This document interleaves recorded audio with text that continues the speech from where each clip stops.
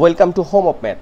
আজকে আমরা স্কোয়ারের ভিতরে কয়টা স্কোয়ার আছে সেই বিষয়ে আলোচনা করব। আমরা প্রথম চিত্রে দেখতে পাচ্ছি যে একটা স্কোয়ার আছে এবং তার মান হচ্ছে 5। দ্বিতীয় চিত্রে আমাদের কয়টা মান হবে বা কয়টা স্কোয়ার আছে সেটা বের করতে হবে। তো চলো শুরু করি। যদি n/n থাকে তাহলে একটা সূত্র আছে, সেই সূত্রের মাধ্যমে কতটা স্কোয়ার আছে একটার ভিতরে আমরা এটা বের করতে পারবো। সূত্রটা হচ্ছে, এটা আমরা সবাই জানি যারা ফাইনাইট সিরিজ নিয়ে কাজ করেছে, অর্থাৎ 1 square plus 2 square plus 3 square plus dot dot dot plus n square. এইটার মান যারা জানে, এটার মানটা কি? এটার মান হচ্ছে n into n plus 1 into 2n plus 1 divided 6। এই বিষয়টা যারা জানে তারা কিন্তু এই মানটা সহজেই বের করতে পারবে। কিভাবে সেটা? এখানে n এর মান কত? এখানে n এর মান হচ্ছে n ইকুয়ালস টু 3। কীভাবে দেখো, এখানে 1 2 3, আবার এখানে 1 2 3, অর্থাৎ এটা 3/3 এর একটি স্কোয়ার শেপ।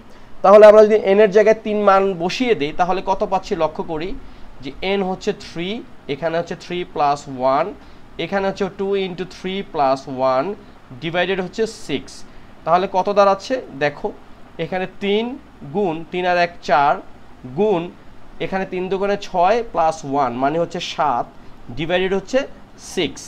এখন আমরা যদি এটা কাটাকাটি করি, 3 দুগুণে 6 আর 2 দুগুণে 4, অর্থাৎ আমরা এখানে পাচ্ছি 14। সুতরাং এখানে স্কোয়ার আছে কয়টি? অ্যান্সার হচ্ছে 14। আশা করি এটা তোমরা সবাই বুঝতে পেরেছো। একটা প্রশ্ন সবার মধ্যে হতে পারে যে তাহলে 5-এর মানটা কিভাবে আসলো? 5-এর মানটা যদি আমরা এইভাবে বের করি, দেখো যে 5-এর মানটা আমরা একটু বের করি।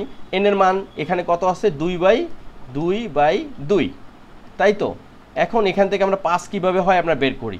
n এর জায়গায় বসালাম 2 গুণ 2 আর 1 হচ্ছে 3 গুণ 2 দুগুণে 4, 4 আর 1 হচ্ছে 5 ডিভাইডেড কত? 6। দেখো 3 দুগুণে 6 আর 3 3 কাটাকাটি করলে এখানে থাকতেছে 5। দেখো এখানে এই যে 5 যে আমরা পাইলাম, এটা কিন্তু 1 square plus 2 square plus 3 square plus dot dot dot n square. অর্থাৎ সসীম দ্বারার যদি আমরা বর্গের সূত্রটা জানি তাহলে কিন্তু আমরা এই ধরনের স্কোয়ার যতগুলোই আসুক না কেন, 3/3 অথবা 4/4 অথবা 6/6, যে কোনো অঙ্ক আসলেই আমরা কিন্তু কতগুলো ভিতরে স্কোয়ার আছে সেটা বের করতে পারবো। অনেক ধন্যবাদ ভিডিওটা দেখার জন্য।